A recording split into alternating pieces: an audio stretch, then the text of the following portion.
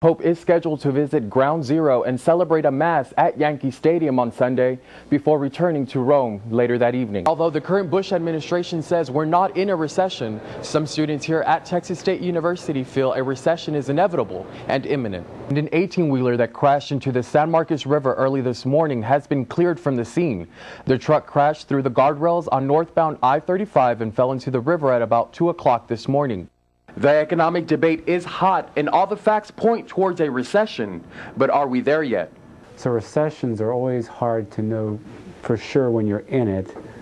Once you're past it, we can look back at the data and know for sure that we're in it. But I think the consensus is for most observers is that we are in a recession right now. The Labor Department reports unemployment at 4.8% and said that in February, employers cut 63,000 jobs, the lowest drop in 5 years, bringing the total job loss to 85,000.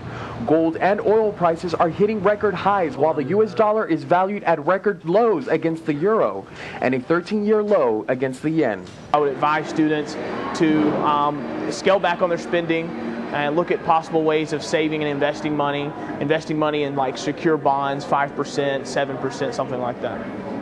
And although the current Bush administration says we're not in a recession, some students here at Texas State University feel a recession is inevitable and imminent. Try to limit the amount of debt you're getting in right now is probably the most important thing. Over this next year, 2008, if you are graduating, good chances are that you won't find a job as easily as you would have otherwise. The housing industry is suffering of a foreclosure epidemic nationwide. 900,000 homes are up for foreclosure, and oil prices are increasing at record numbers.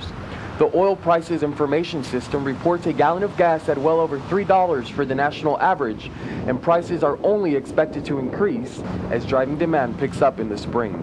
Consumers may grow wary of spending their money, but the government is offering a tax rebate to stimulate purchases.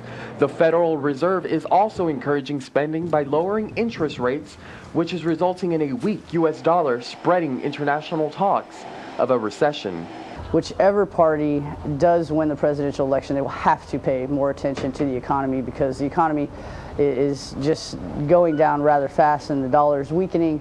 We're having a lot of problems. During this election year, the nation's economy will no doubt continue to be a major issue in the presidential race.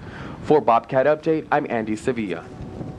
Andy Sevilla joins us live to give us a local reaction to the Pope's visit. The Pope Benedict XVI brings a message of hope to his first U.S. visit, and millions of Americans await for him with open arms.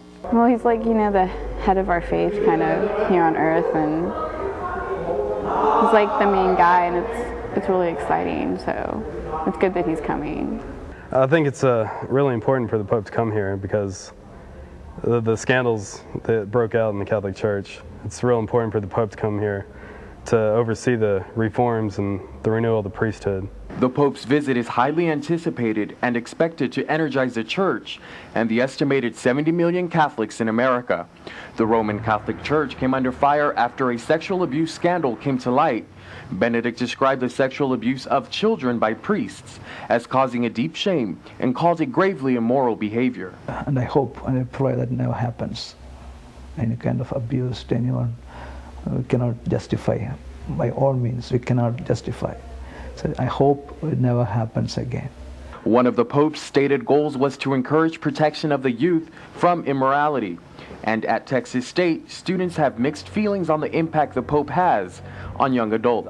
I don't really care. I'm not Catholic, so it's not a big deal to me. I did grow up in a religious family, but we're Christian. So. It's all founded in God and what he wants us to do, and he has like a specific plan for us and to live a holy life, and even though times are changing, that's still, I think, the best way to live your life. The only encounter a student can have with any person is the person of Jesus that will really change someone's actions. I think the Catholic faith is most needed now than any other time because it is the only faith that upholds the dignity of life on all aspects. And the Pope is scheduled to visit Ground Zero and celebrate a Mass at Yankee Stadium on Sunday before returning to Rome later that evening. Reporting live for Bobcat Update, I'm Andy Sevilla. Back to you, Mary. Senators Barack Obama and Hillary Clinton will take part in a CNN debate in Austin tonight. The two candidates for the Democratic presidential nomination now see Texas as a key battleground state. The debate is co-sponsored by Univision and the Texas Democratic Party and will take place at the University of Texas Gymnasium. It airs live on CNN beginning at 7 o'clock and will be rebroadcast in Spanish on Univision. Journalists from CNN and Univision will ask questions and CNN's Campbell Brown will moderate the debate before an invitation-only audience of nearly 2,000 people.